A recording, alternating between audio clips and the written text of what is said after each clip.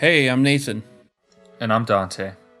We are Canto 34, and today we're going to be talking about our picks for the top 10 best games of the decade.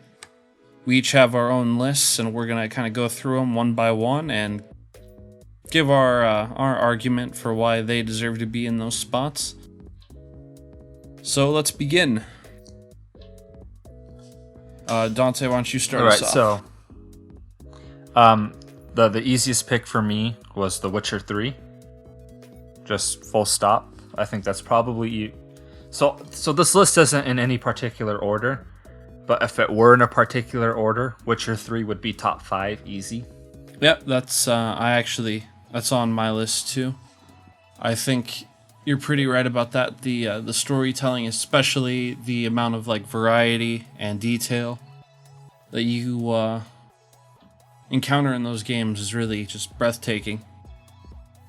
Yeah, especially so. I beat this game on normal difficulty, and as soon as I beat it, I did New Game Plus on Death March and played it until I beat it. I never do that with any game. I don't have the time to do it, but it was The Witcher 3 was just one of those games. And if I had to give a complaint, it would be that Geralt felt really stiff. I never felt like I was in complete control of him. Yeah, and I did encounter that too, but I think it's less the gameplay that makes the Witcher series so remarkable, and more that just even random side quests that you come across can at times be almost as detailed as the main narrative itself, with its own cast of characters and plot developments, story arcs, and everything, and the amount of outcomes it can have. It's pretty incredible. I have to agree. I think The Witcher 3 is probably the best RPG of the decade, easy. And certainly in the conversation of best overall game. And so I feel like it deserves its place, and anyone who tries to fight to argue against that, they can come and fight me. Alright, let's move on to the next one. I say Portal 2 deserves to be in the top 10 discussion. Portal 2. So I'm not super familiar with Valve or Portal. So go ahead and lay your case. Alright, so to truth be told, I only ever completed the co-op campaign of Portal 2. I never, with Peabody and Atlas, I never played through the main campaign, because I just played it with a friend, but I've seen the story beats, I've watched them. Just the amount of humor and charm to the writing and the characters in the game. Even with the silent protagonist, Shell is pretty damn memorable. Just the puzzles are very creative when you're going through, and just, I guess the narrative it crafts and the environment it crafts are simply pretty incredible. It's hard to... There aren't many games that match it. I can see why you feel that way. I've never played Portal 2. I'll have to take your word on it. But I think it definitely deserves to be up there. The second one I have on my list is kind of a hard one, because I haven't honestly played all that much of it. I played it briefly with a friend when he let me mess around with his Switch, but Breath of the Wild, Legend of Zelda Breath of the Wild, it's just, I guess it's one of those games where it's so prevalent, it's so huge, and it's been so overwhelmingly positive in its response that I feel like it almost has to be up there. I can see that. I do want to buy a Switch to play Breath of the Wild. It just looks like a console seller to me. I really want to play it. And we'll have to see if Breath of the Wild 2 lives up to that. You want to hit us with your next one? Alright, my next one is Minecraft. Minecraft is one of those games, it's actually a lot like Breath of the Wild. I agree without a doubt Minecraft deserves to be in here. Any game that has a crafting system at all in the 2000s just fucking ripped it from Minecraft. And let's talk about that.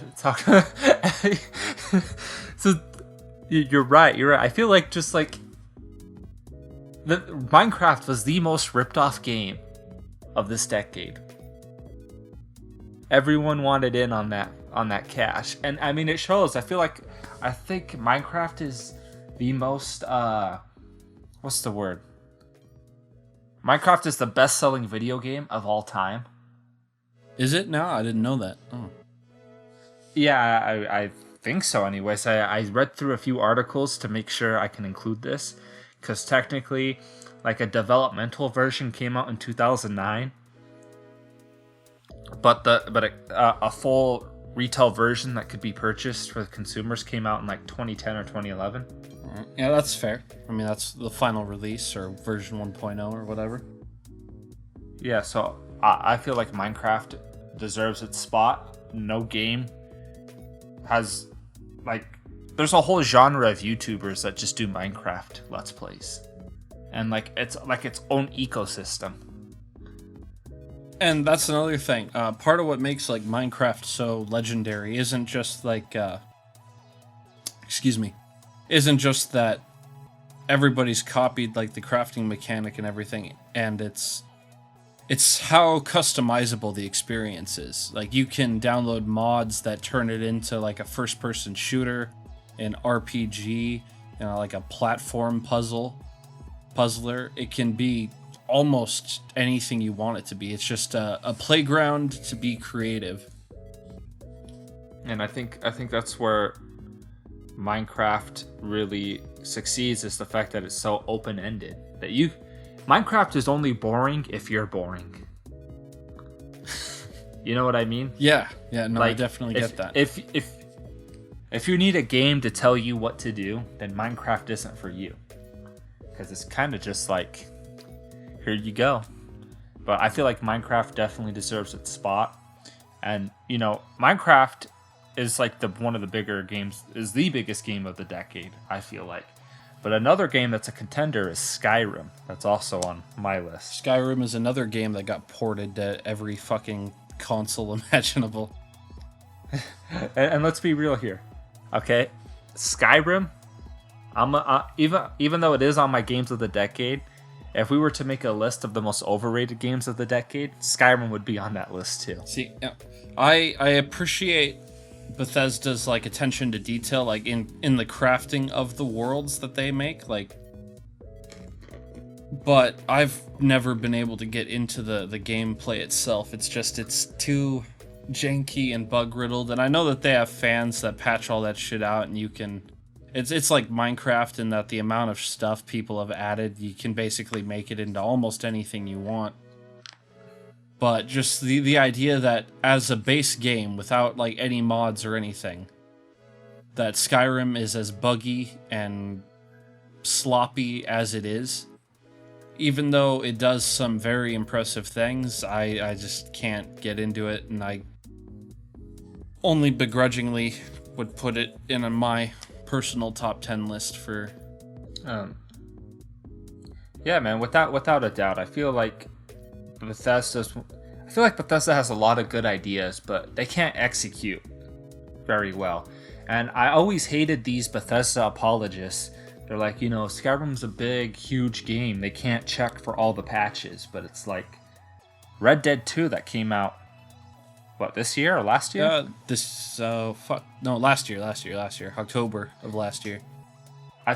Red Dead 2 is huge, and when I played it, I barely came across any bugs. Yeah, I never had any serious bugs. Like, there was never anything game breaking or really anything at all. And that's a Rockstar thing as a whole, is that I've played San Andreas, Grand Theft Auto 4, Grand Theft Auto 5, and Red Dead 1 and 2, and I've never come across, and across all those games, I've never come across as many bugs as I have in Skyrim alone.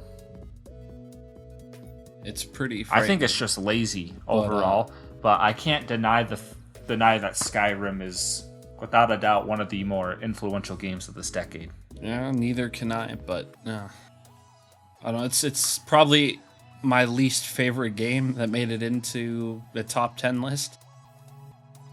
I can agree with that. You know, my favorite thing here is that whenever I tried to play a new Skyrim playthrough, I'd be like, all right, I'm going to be like a mage, or I'm going to be like a two-handed warrior or sword and shield Viking, right?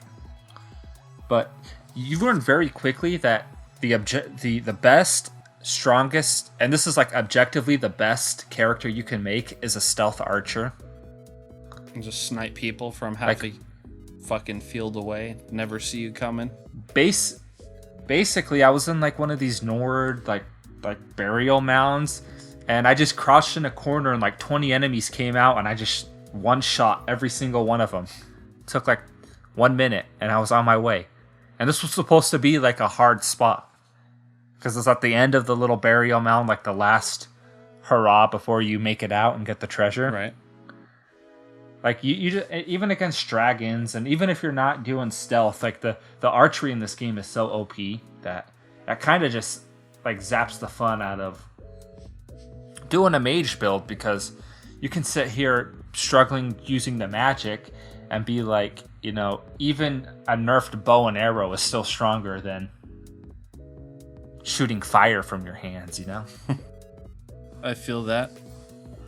As far as RPGs go, I know that you said The Witcher is probably the greatest RPG to come out this decade, but as much as I do like it, I'm going to have to disagree. I think Dark Souls is definitely the best, at least as far as action RPGs go, if nothing else.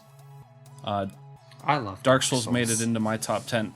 Fun fact, Dante and I here, we've played fucking hundreds of hours of Dark Souls, just running different builds and killing the bosses in different orders with different like challenges and stuff. The world building is incredible. The locations are varied and interesting. The bosses are punishing and fun to fight. I love this game so much. It's one of my favorite games ever made. I do love me some Dark Souls. I've probably put more hours into Dark Souls than probably any other game I can think of at this current moment in time. I was so good at Dark Souls, like I could beat it in like 4 hours, which I mean is nothing when you look at speedrunning. But for someone who just plays casually, that's impressive. And seeing all these bosses just fall one by one. Just going in one after the other. To my katana build. Because I was a weeb when I first played it. God, I made a standard fucking White Knight character. I had like healing miracles and fucking sunlight spears, and then I used like the Gravelord Greatsword and the Elite Knight armor. And I managed to brute force my way through that game. I played it like pre-patch before they had like the easy curse fix, and I got cursed, and that nearly stopped me from playing that game right fucking there. I almost gave up on Dark Souls. I picked up Dark Souls because Nathan told me it was good, and we played it together. We basically played that game co-op, and it was funny, and we would grind off each other because we would. My best Dark Souls moment, okay? Nathan and I were at Anne Orlando, and we were grinding off each other, and so I summoned Nathan. I killed him like 3 times, and then Nathan summons me, and he goes to kill me 3 times, and I'm like, 1 second, and you're like, what? And I'm like, Nathan used blinding light, and I roll off the cliff. Oh, Dante, it's my turn to kill you. No, don't worry, I've got it. You did that just to deny me the ability to kill you. Exactly. It's fucking funny. Oh, but it's a good game. I love Dark Souls. It definitely deserves a spot. And like what's the word? Arguably, it spawned its own genre because now everyone wants a Dark Souls-like game. With Neo 2, and then not only like competitors with like the Surge and whatnot and Neo, but also they have a bunch of variants on the Dark Souls design. They have the new game that's coming out. I can't think of its name, but it's a collaboration between From Software and George R.R. Martin. Oh, Elden Ring. Yeah, Elden Ring. Then you have Sekiro, which is a little more stealth and like counter-oriented, but still in the Souls-like canon. You have Bloodborne, which is definitely like a more action-oriented version of Dark Souls, and which Dark Souls 3 kind of borrowed from a little bit. But just every fucking action RPG that comes out anymore is a Souls-like. You know, it's become a meme. You know, this game is the Dark Souls of insert anything here. It's so popular and ubiquitous. Remember when, I don't know if I showed you this, I think I did, but when Cliff Bleszinski was showing off Lawbreakers, he's like, we made the Dark Souls of first-person competitive shooters. I'm like, what? What does that mean? Are you out of your rocker, man? Yeah, but the Dark Souls of everything. We've made the Dark Souls of Dark Souls. The Dark Souls of Dark Souls. It's called Light Souls. It really makes you feel like Spider-Man playing Dark Souls. Who's Batman, really? No, but really, I feel like also I think Dark Souls helped the 2D platformer, like Castlevania type games, because those have historically been really difficult and hard games.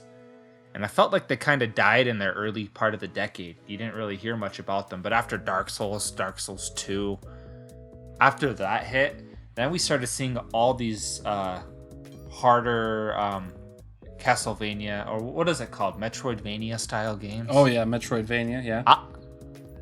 I'm not into them, but people are. So I figure I'd just bring that up because I could. All right. So you want to hit us with your next one, or shall I? Sure. Let's go with The Last of Us.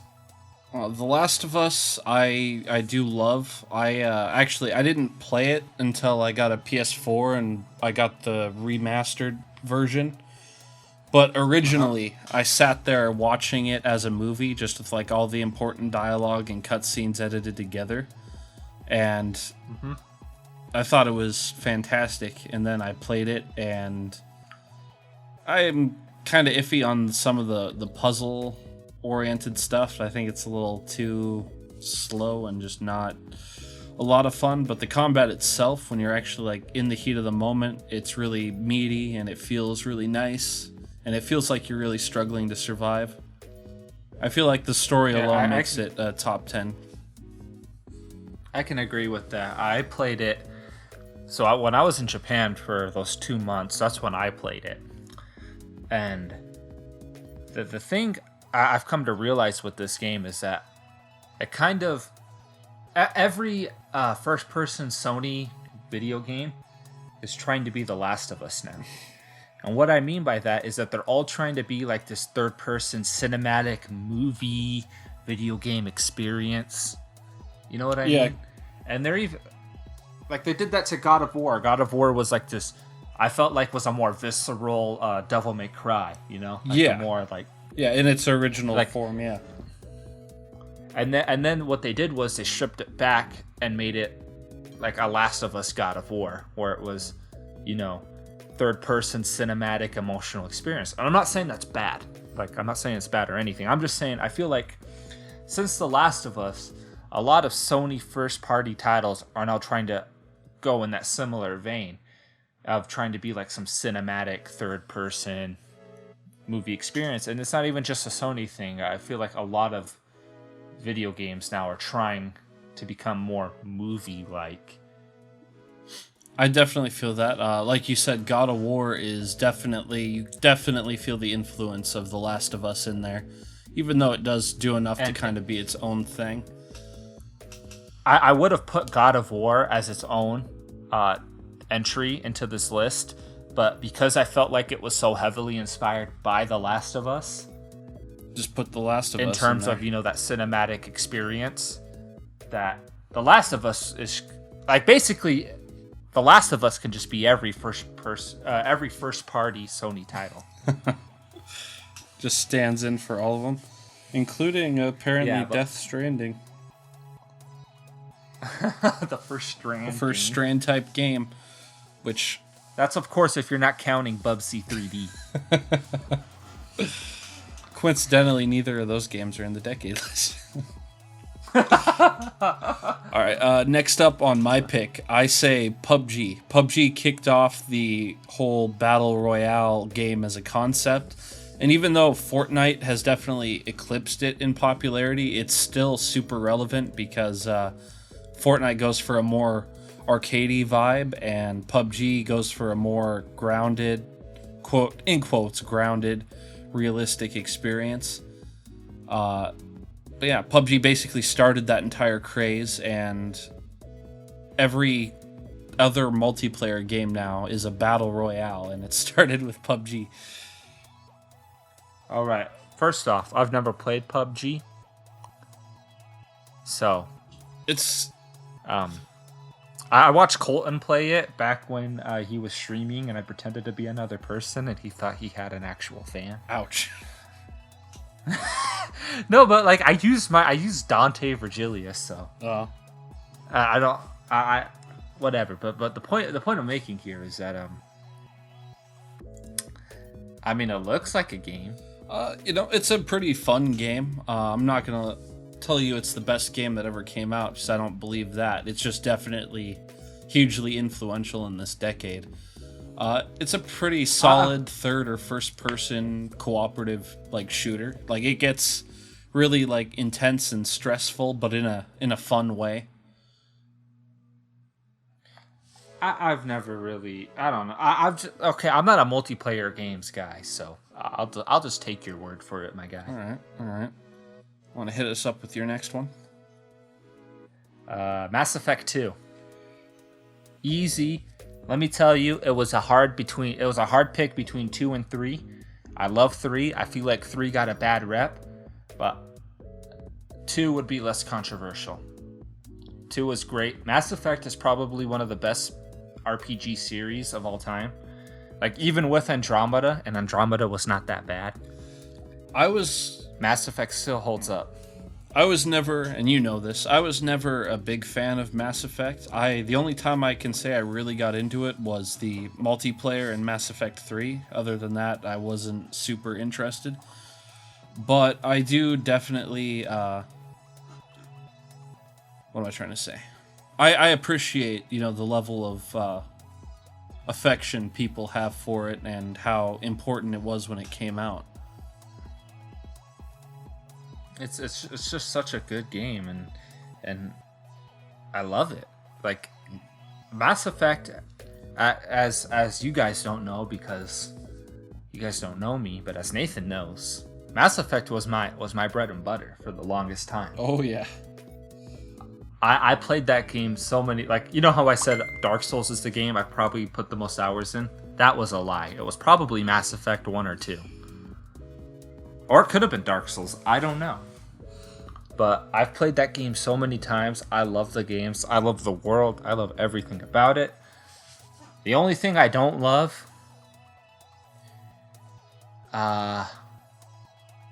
what don't I love about the games? The ending to Mass Effect 3. Yeah, I'll drink to that. That was something. But I mean, it wasn't bad. I didn't mind the Mass Effect 3 as a whole. I felt like if we're on the subject of Mass Effect 3, I feel like people let their feelings on the ending overshadow the rest of the game. Well, as I understand it, it was a little more action focused, whereas Mass Effect 2 kind of had a better balance between being an RPG and being like a third-person shooter. Whereas Mass Effect 3 not entirely gets rid of the RPG elements, but it goes a little more in the direction of a shooter. Yeah, well, what's cool with Mass Effect 3 is that, so Mass Effect 1 is the most RPG of them all. Like, you have, like, a whole bunch of skill points, all these skill trees, and you can customize your character and your squad mates, all that stuff, right? And 2 kind of strips that back to where you can really only customize Shepard's armor and weapons. But what was cool, and by customize his weapons, I mean choose his loadout. Mass Effect 3 lets you actually customize the weapons and put cool stuff on Yeah, I think that was kind of the result of EA and Battlefield owning. That's not what I'm trying to say. EA owning DICE, who makes the CryEngine, which, if I'm remembering correctly, I think Mass Effect 3 ran on the CryEngine, didn't it? I don't know. I know that Andromeda did. Andromeda did? And that's why Andromeda sucks so bad is because and it was the same problem with Dragon Age Inquisition, because Inquisition also ran on it, and from what I'm told, the CryEngine is like really good for shooters, first-person shooters, and action games, but not good for RPGs. Yeah. So I feel like it's kind of dumb that EA is trying to do this, but yeah, Mass Effect 2 definitely belongs in its spot. If not for the gameplay, for its simple world building. Like, besides The Witcher 3, I don't think there's a single other, or even Skyrim, a single other game that has as much world building as Mass Effect 2. As high quality world building, you mean? Yeah, exactly. It's high quality world building. I forgot that NAC 2 was a thing. Alright, so my next pick is actually the last one on my list that we haven't already talked about. But it's going to be Red Dead 2. When the first Red Dead came out, I was super into it. I absolutely loved it. It was probably my favorite game that came out that year. And then I found out they were making Red Dead 2, and I was interested, but I was a little hesitant because I found out it was going to be a prequel, and, you know, with a prequel, you kind of already know what to expect in terms of the story. It doesn't leave a lot of surprises or room for, like, revelations, because if it's something, you know, too earth-shattering or shocking, it always comes off as weird when it's not mentioned at all in the game before it. And that does kind of happen a little bit with the main character of Red Dead 2, Arthur. I won't get into spoilers in case anyone hasn't played it, but there is a little bit of that. But overwhelmingly, the story is done extremely well, aside from those little things. If you think about the story in Red Dead 1,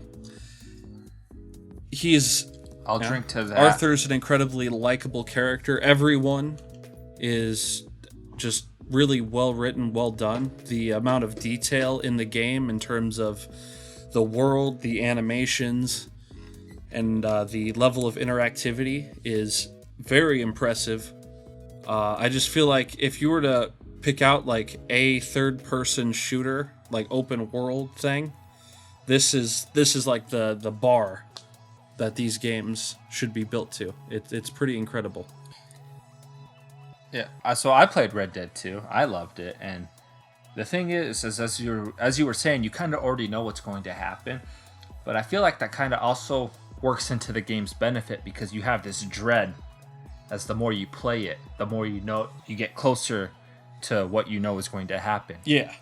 You know what I mean? And there's that tension. That being said, I played Red Dead 1 when it was brand new, and I hated it. I didn't hate it, but I thought it was super average. I wasn't into it, and it was only when I came back later, when did I? Like my first year of college, so 2016. I came back to it later, and I just fell in love with it, and it just clicked for me. And Red Dead 2, it just clicked for me again. I felt it was just really good. Like, and Red Dead 2 is more RPG than a lot of the RPGs we made on this list. You gotta sleep, you gotta eat. Arthur's a real boy. You gotta take care of him. You gotta take a bath. You gotta shave. Granted, a lot of that stuff is tedious. It does kind of get to be, like, yeah. And so, I don't know. I liked Red Dead 2. I would have put it on my list, but I felt like our lists were too similar. So I took some liberties to change it up a bit. But Red Dead 2 is a masterpiece, and it is a bar for basically any third-person shooters, just not even third-person, just games in general. For the story it told, the characters it built, the music, the world, everything about it, flawless. 2 out of 10. All right, so hit us up with the next one, because you got the last 4 you have are games that didn't make it onto my list, even though one of them really should have. but we'll get into that when we come to it. All right. Next one is GTA 5, Grand Theft Auto the 5th. Now, I put this on here because so I played GTA 5, Right. Grand Theft Auto the 5th. It was a good game. I played Grand Theft Auto Online with Travis back when he still played games with us, and it was fine. It was fun. And then I never thought about it again. Like, I played it and I just moved on, right? And then, so I stopped playing video games once I really got into college. So about that even before college, around like 2015 to 2016 was this transitional period when I stopped really playing video games. Right.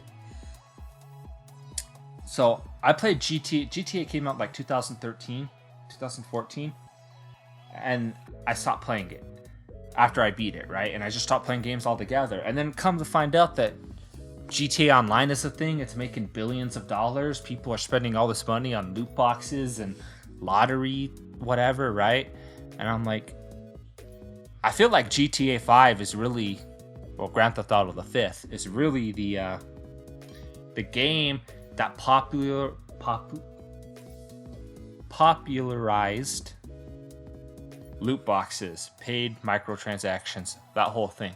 And it showed everyone how viable it was. Because I feel like if GTA Online wasn't a thing, we wouldn't have Fallout 76. Yeah, I definitely see how, the success of games like that paved the way for a lot of unfortunate monetization that's happened with almost every major multiplayer release nowadays. It's kind of disgusting, actually, when you think about it. Yeah, and I'm not going to lay this all to Rockstar because it happened, like, there were games before GTA the 5th that had microtransactions up the wazoo, right? Like Oblivion's like $4 horse armor. like there was a built up to this, but I feel like GTA Online was the straw that broke the camel's back, and it showed everyone that us gamers are a bunch of stupid whales, and we will drop money like no problem. We will steal our mom's credit card. Who cares? Steal our grandma's social security? I don't care. I need my shark card. I need horse armor. Grandma's gonna have to learn to fucking live without her retirement money. Sorry, Grandma, I sold your Vicodin. God. You don't understand. I'm on my way to being a pro gamer. That was my first pro gamer move. But yeah, I feel like GTA 5 is great. I'm not going to say it's the best game of all time. I'm not even sure it really belongs on this list because I feel like it's an inferior game to Red Dead 2. But like I said, I wanted our list to be different. GTA 5 certainly belongs in the conversation, though. Yeah, I agree with that strongly. So you want to hit us with your next one? Yeah, so we got Borderlands 2. Now, I didn't play Borderlands 2. I don't like Borderlands. But let me tell you, I feel like Anthem, Destiny, like all these MMO type games are trying so hard to be Borderlands 2, and it's dominating modern gaming. Yeah, the looter shooter. And it started with Borderlands 1, but Yeah, but everyone tells me Borderlands 2 is better, so I'll just take them at Borderlands 2 is the one where it became like actually pretty damn good. There's just a lot of variety to the builds you can create. The loot is really truly almost endless. Maybe not quite as endless as the billions of guns they're talking about, but pretty substantial. And there's definitely a lot of those elements that you see in games like Destiny, like grinding to get like the better gear, the rare skins for your character and stuff. That all probably started with Borderlands 2, or at least a good chunk of it was heavily inspired by Borderlands 2. It's a lot of fun if you have a couple friends. Yeah, and I don't have friends. I actually pay Nathan to hang out with me to make these videos. Wah, wah, wah. Yeah, but it belongs in the conversation. I feel like a lot of games are trying like GTA 5 or a lot of games are trying to emulate a certain portion of it and make a lot of money off of it. And Borderlands 2 is a quality product. People like what's the main guy's name? Handsome Jack. Yeah, he is a pretty great villain. And so I feel like it belongs in the conversation at least. Everyone wants a cool looter shooter. All right, I think that sounds like a natural ending point. Let's bring it into the next one. All right. Persona 5. Oh god, what can you say about Persona 5? I usually don't like turn-based RPGs all that much. Just not my thing. I much prefer action-oriented fare. But I do love the absolute fuck out of the Persona franchise. I've only played 5, and let me tell you something. I hate JRPGs. I've never beaten Final Fantasy 13. I got bored. 13-2?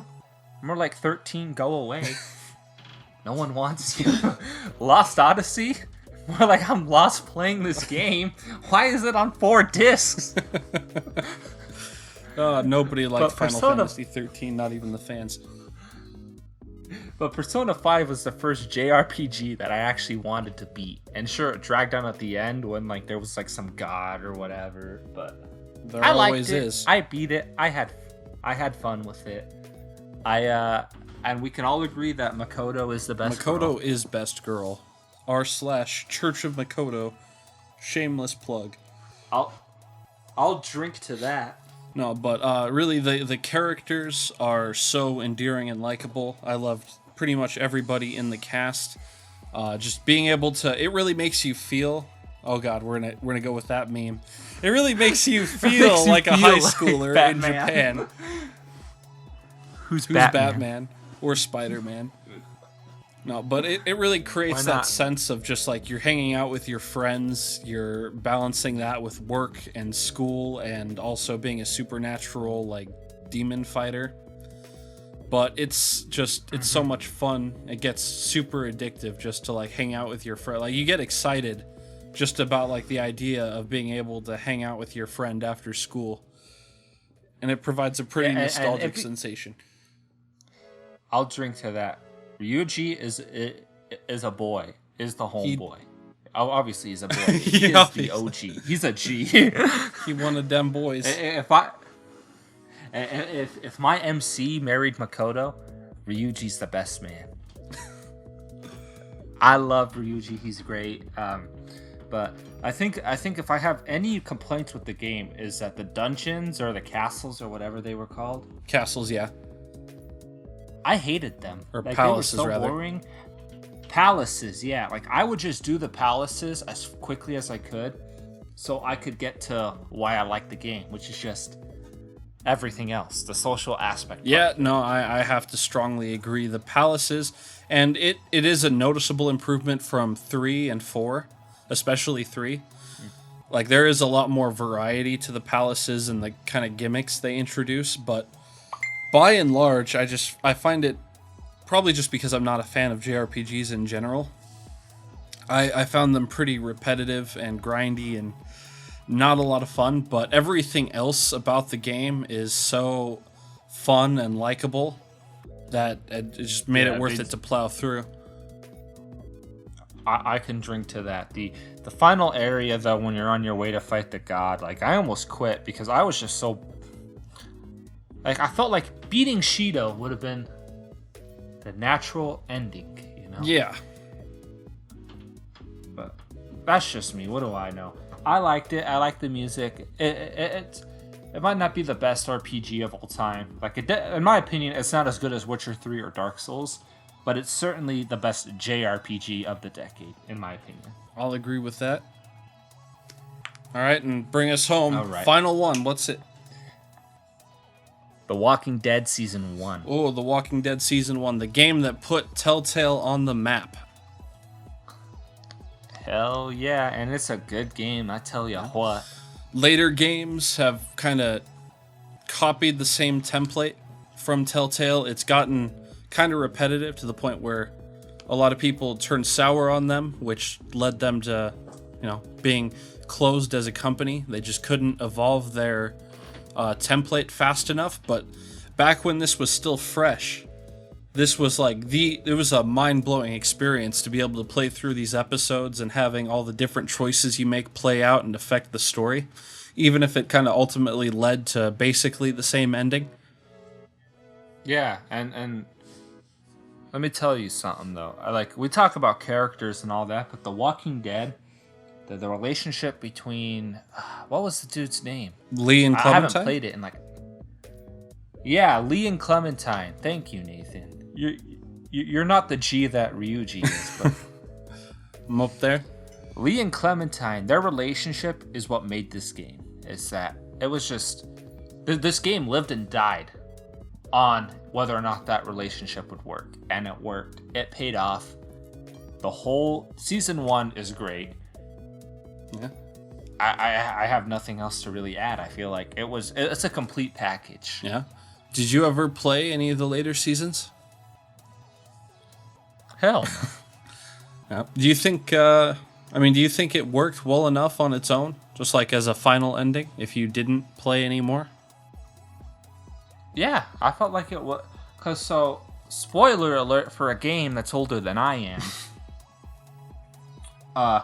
Clementine, she kills Lee because he got bit, and then she goes and joins with these two characters that Lee sent off, right? Yeah. If I recall correctly. Yeah.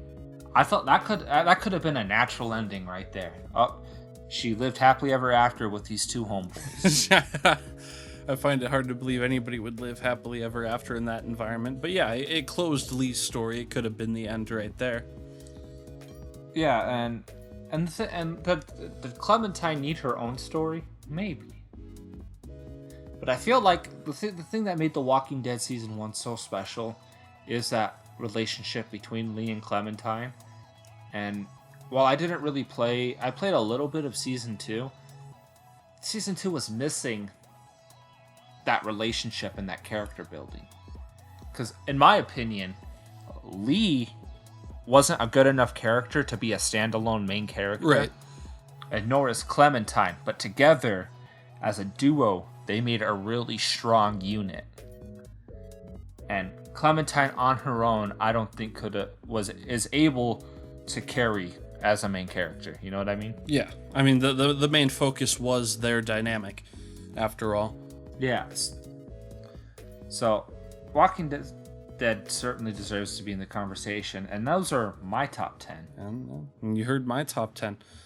All right, this is where we fight it out, Dante. We have to pick best game. All right. So, out of those top 10, which one, if you only could play one, what game would you recommend people play? Witcher 3. Witcher 3? Yeah, but you know what? I think actually I have a better... Let's just take... So, what are the games we have in common? Witcher 3, Minecraft, I think? Did you put Minecraft? Skyrim, Last of Us, Dark Souls, and I think that's where our similarities end. Yeah. Okay, so we agree with 1, 2, 3. So we agree with half. Now we need to come up with 5. Now, out of my list, which one would you eliminate and say is out of the conversation? I feel like it would have to be GTA 5 or Borderlands 2. They're both good games. I don't have anything against them, but I'm not sure that they quite make it to what I would consider like top 10 game of the year quality. Or game of the decade. I'll agree to that. And I'll actually even just one-up you and just put Red Dead 2 in there. I feel like it should be in there. So we're at 6. All right. I'm going to have to agree with you on Persona 5. I don't know how I forgot to put that in my list, but that definitely would have been a similarity had I been thinking about it at the time. So that puts us at 7. Oh, wait, I lied. Did you have Mass Effect 2 in there? Or was that I had Mass Effect 2 in there, yeah. Okay, so Okay, so right now we have 1, 2, 3, 4, 5, 6, 7, 8. So we need 2 more. Right. Or, yeah, 2 more. And looking at your list, I don't care about Portal. I'd kick that to the curb and put Breath of the Wild instead. Breath of the Wild? Alright. And then that leaves us with one final spot, right? Yes, one final spot. Alright, and I think we've incorporated everything on both of our lists that we would put onto that we could both agree on. So let's start talking about, I guess, some honorable mentions who you think might be able to fill this slot. Wait, did we do is that 10? Let me see. We got 1, 2, 3, 4, 5, 6, 7, 8, 9. Yeah, okay, honorable mentions. That should fill. I would put Walking Dead in there. Personally. Walking Dead? Alright. Yeah, I mean, we're talking like Horizon Zero Dawn. We didn't include that, but I feel like that game got a lot of buzz. People love that.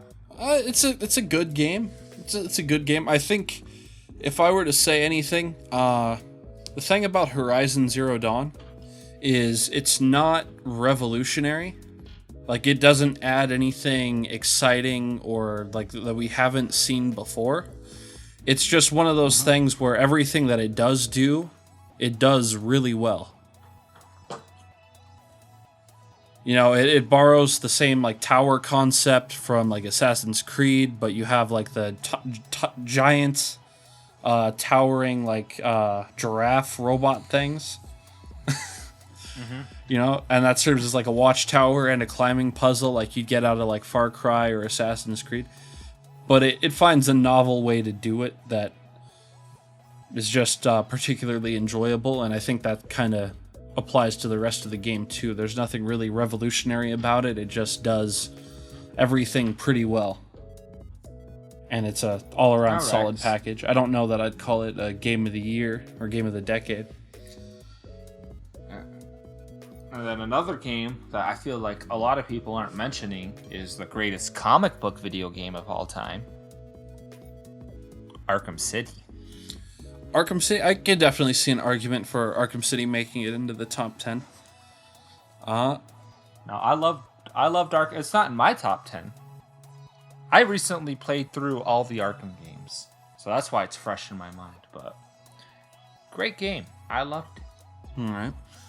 The thing is, though, we gotta. I feel like we're gonna end up. This is the one we're gonna have the most disagreement on. What should fill this final slot? If I think about it, I kind of want to say Hollow Knight.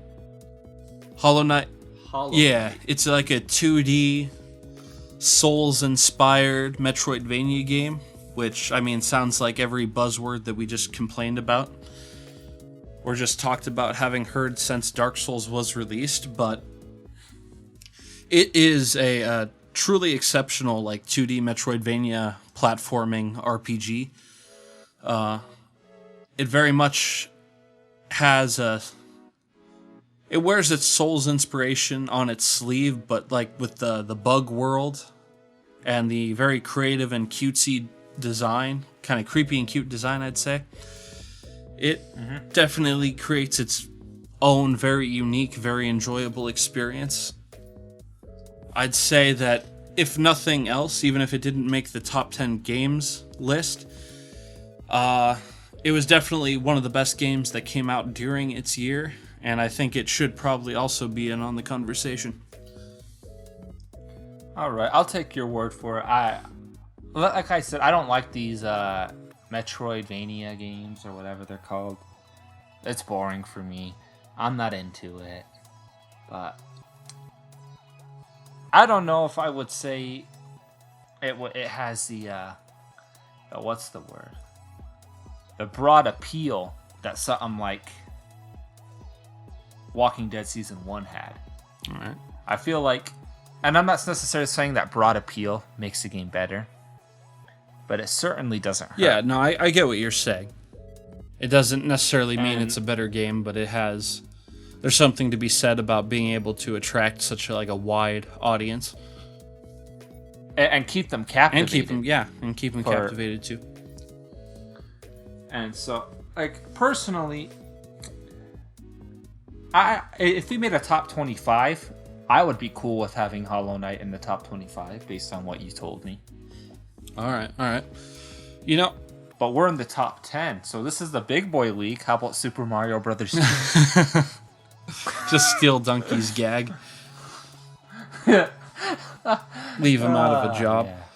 Yeah. Honestly, when you put it like that, and I think about all the games that have come out that have been inspired by it, like Life is Strange, The Wolf Among Us, and every fucking Telltale game, plus all the other like adventure games that have come out that have copied that system to at least some extent, I think Walking Dead probably does deserve to be in the last slot there on the 10 list. All right. Okay, so we're in agreement here. So here's our final list here before we submit it to Discord. To our Discord chat. Make it official. So we got let me make it even more official. All right, so the final list for the games of the decade, we have The Witcher 3, Minecraft, Skyrim, The Last of Us, Dark Souls, Red Dead 2, Persona 5, Mass Effect 2, Breath of the Wild, and The Walking Dead Season 1. Sounds accurate to me. All right, I have a degree in sending it. It's been sent. Oh, shit, there it is. All right, so just a quick recap.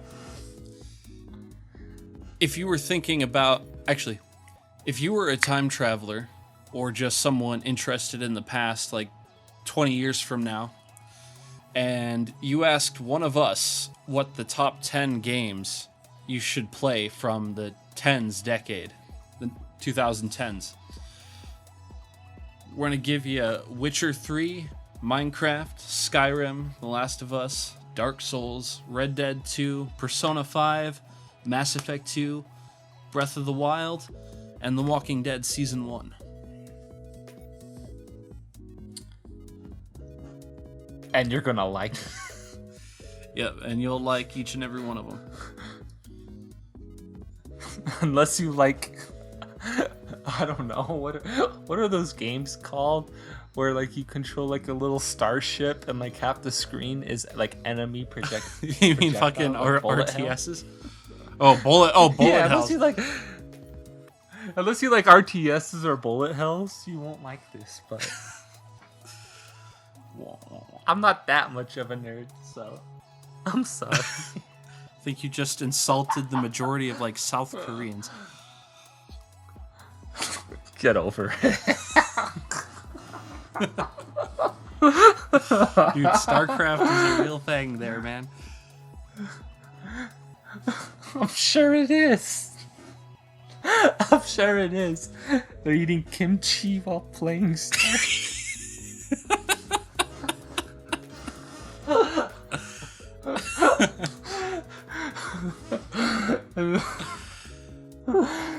All right. I'm Nathan. And I'm Dante. And you just listened to our top 10 list, you poor bastards. Thanks for coming. We'll have something else up soon here. Maybe best of 2019.